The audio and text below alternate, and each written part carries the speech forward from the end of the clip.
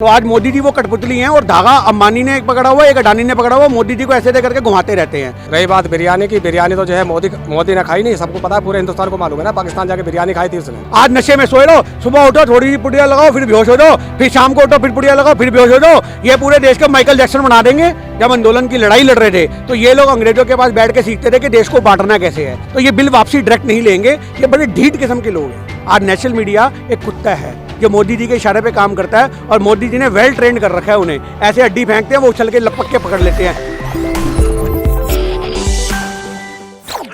नमस्कार, आप देख रहे हैं दी कंटाप, मैं हूं प्रफुल्ल। फिर आज गाजीपुर बॉर्डर आया हूं। जब भी बॉर्डर पे आता हूं तो कुछ चीज़ें याद आ जाती है। फिर वहीं बात करूंगा बॉर्डर की, चाइना, पाकिस्तान। चाइना की बॉर्डर की बात करें तो आज भी तानातानी है। सरकार बोल रही है कि वहाँ के सैनिक पीछे चले गए, लेकिन मुझे जब भी गाजीपुर बॉर्डर आता हूँ तो उस बॉर्डर की याद आ जाती है, क्योंकि पहले यहाँ की तस्वीरें कुछ अलग थी। एक बात और बता दूँ, यहाँ पे किसान आंदोलन अब भी जारी है। जो दिखाया जा रहा है कि किसान आंदोलन लगभग खत्म हो रहा है, सिर्फ तंबू बचे हैं, लोग नहीं बचे हैं, तो ये मुगालते में ना रहे, क्योंकि किसान यहाँ पे अभी भी मौजूद हैं।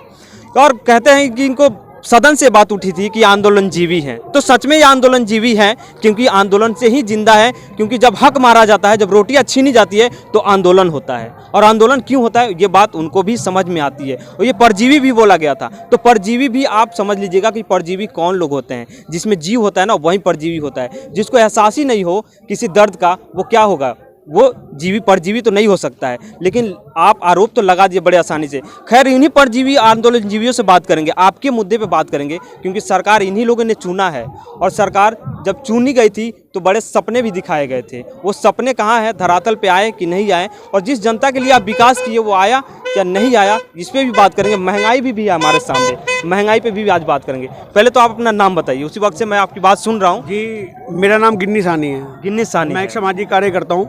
मतलब जो समाज के गरीब बच्चे होते हैं, क्योंकि मैं अध्यापक हूँ, तो उन्हें पढ़ाने का काम हो गया, गरीब बच्चों को कपड़े मुहैया कराने हो गए।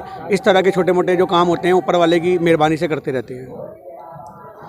किसान आंदोलन में आए हैं, लग रहा है कि सरकार एकदम अनदेखा कर दे रही है। इस बिल्कुल अनदेखा कर रही है। देखो, सरकार को फर्क ही नहीं पड़ रहा ना। आप ये बात बताओ, सरकार को सिर्फ आंदोलन से फर्क पड़ रहा है और उनको ये फर्क नहीं पड़ रहा कि मैं ये आंदोलन को खत्म कराने के लिए बिल वापसी लेने हैं। सरकार बिल वापसी, एक बात बताओ, जिन बंदों ने पहले ही अपने अडानी अंबानी बंदों को पूरा बिल समझा दिया गया हो, 2018 के अंदर उन्होंने अपने हरियाणा के अंदर 100 एकड़ जमीन खरीद के प्लॉट बना दिया, अंबानी ने इतने वेयर हाउस बना दिए, गोदाम बना दिए, तो उन्होंने पहले ही डिस्कस कर लिया ना कि भाई तुम्हारे फेवर में काम होगा।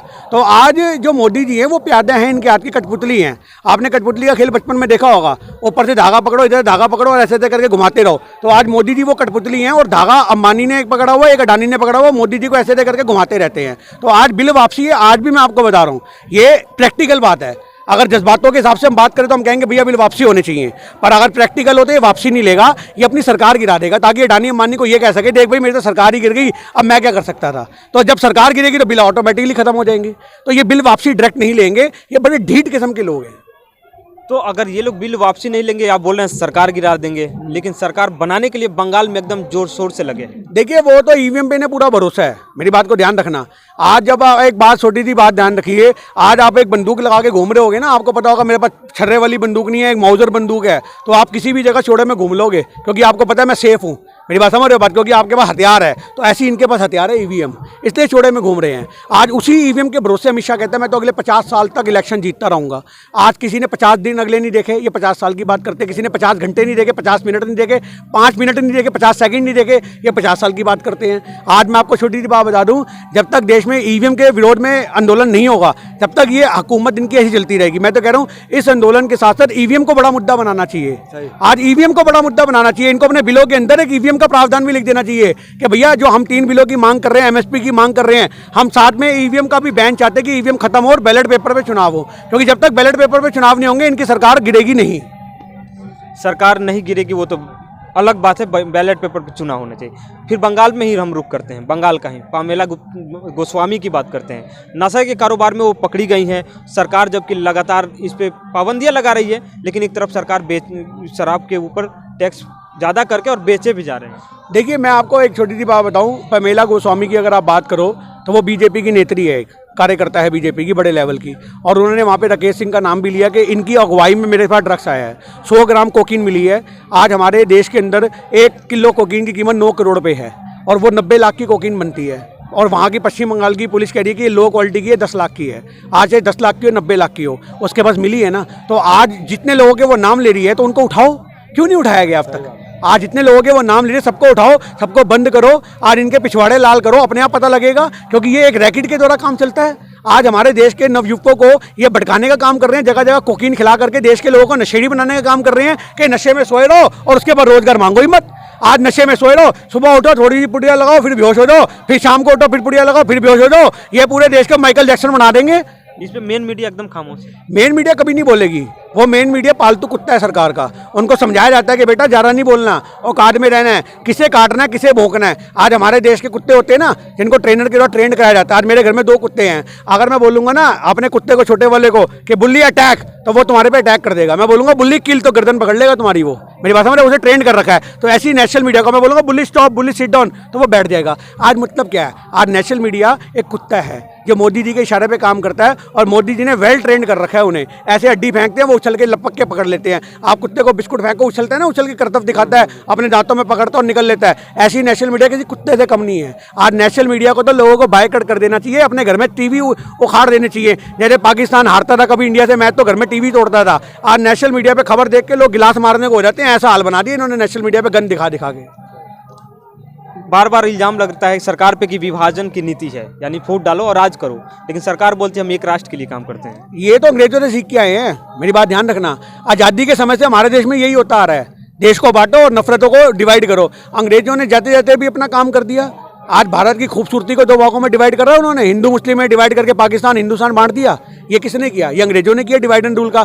ये जब हमारे देश के आंदोलनकारी, देश के आंदोलनजीवी लोग जब आंदोलन की लड़ाई लड़ रहे थे, तो ये लोग अंग्रेजों के पास बैठ के सीखते थे कि देश को बांटना कैसे है, देश में नफरतें कैसे फैलानी है। आज इन लोगों ने वही प्रोपोगेंडा इस्तेमाल कर रखा है देश को बांटने का। इन्होंने बांटा भी किसको? देखो कितने समझदारी से काम लिया। 17% देश में मुसलमान हैं, 80% के आसपास हिंदू हैं। इन्होंने कहा ये 2 बड़ी कौम है, मेरी बात ध्यान रखो, इन 2 को डिवाइड कर दो। 80% लोगों को एक तरफ कर दो, 17% लोगों को एक तरफ कर दो। आज ये भारत के मुसलमानों को आतंकवादी कहते हैं। एक मुसलमान काफी था संसद दिलाने के लिए। आपने देखा आज भारत का जितने संसद पे अटैक हुआ, आज मुंबई में अटैक हुआ, उनमें से कोई भी भारत का मुसलमान नहीं था, वो पाकिस्तान के मुसलमान थे। भारत के मुसलमान को आप आतंकवादी कहोगे जिन्होंने अपनी शहादतें दे दे के देश को आजाद कराया है। आज इतने तो संघियों के रिकॉर्ड नहीं होंगे। आप लाल किला कह रहा हूँ, आप इंडिया गेट पे जाके देखो कितने मुस्लिमों के नाम लिखे हुए हैं जिन्होंने अपनी शहादत दी है देश को आजाद कराने के लिए। इनको तो शर्म आनी चाहिए कि ये हिंदू और मुसलमान इतने खूबसूरत शब्द हैं, उनको विभाजित करके अपनी राजनीति चलाते हैं। इनको शर्म से डूब के मर जाना चाहिए। ये भारत के मुसलमान को देशद्रोही कहते हैं।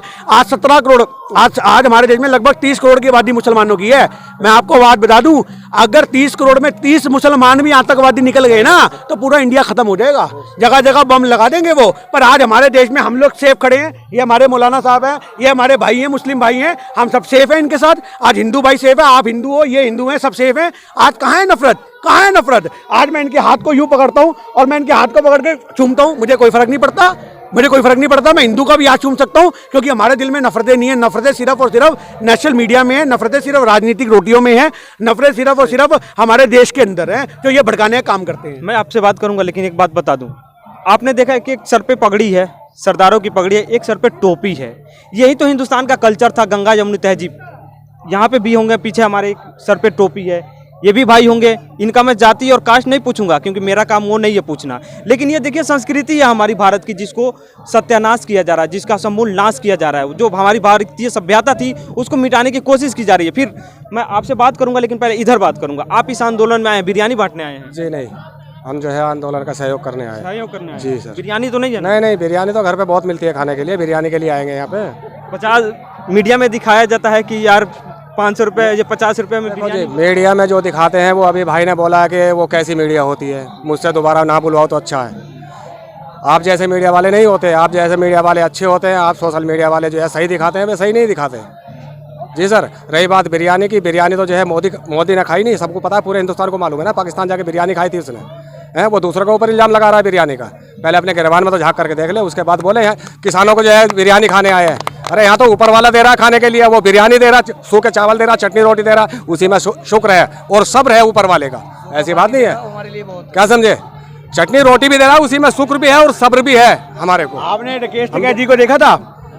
सर के ऊपर एक हिंदू है राकेश टिकैत जी, हिंदू के सर पे, मेरी बात समझ रहे हो, सरदार की पगड़ी थी और मुसलमान भाई के हाथ में पानी का गिलास था। उन्होंने मुसलमान भाई के हाथ से पानी का गिलास लिया और पिया, मतलब एक हिंदू ने मुस्लिम के हाथ से पानी पिया और सर पे सरदारों के सिक्की पकड़ी थी। यही आंदोलन की खूबसूरती है, यही खूबसूरती है आंदोलन की। समझ रहे हो बात कि उन्होंने पूरे भारत को एक मंच पे लाके खड़ा कर दिया, यही खूबसूरती है। ये लोग बांटते रह गए पर हमारा देश बटा नहीं, और वो एक मंच ने पूरे हिंदुस्तान को दिखा दिया कि एक्चुअल हिंदुस्तान क्या है।